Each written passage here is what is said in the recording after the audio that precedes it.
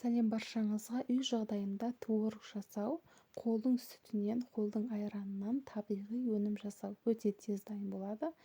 Қолдың сүтінен 1 литрдей кастрөлге құйдым. Оның үстіне айран құйдым. Айранымыз сүттен сәл ғана азырақ. 1 литрден азырақ. Енді екеуін қайнатамыз. 5 минутта дайын болады, өте оңай.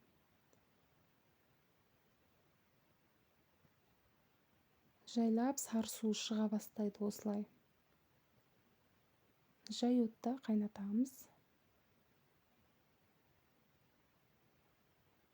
Мінекей осылай іртіктеліп, сары суынан бөлініп шығады творогтарымыз. Мінекей дайын болды. Енді осыны сүзіп аламыз.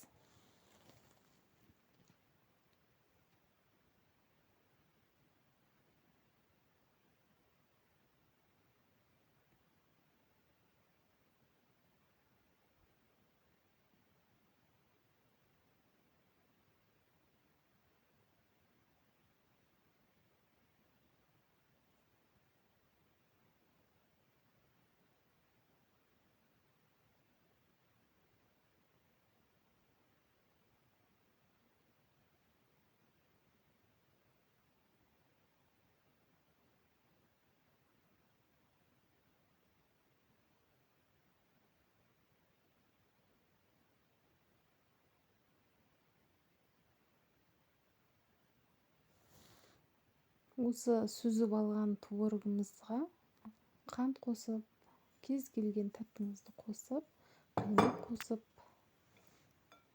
мен мезден қосып жібердім, мезден. Міне біздің творогымыз дайын. Ас дәмді болсын. Видео ұнаса каналға тіркелеміз.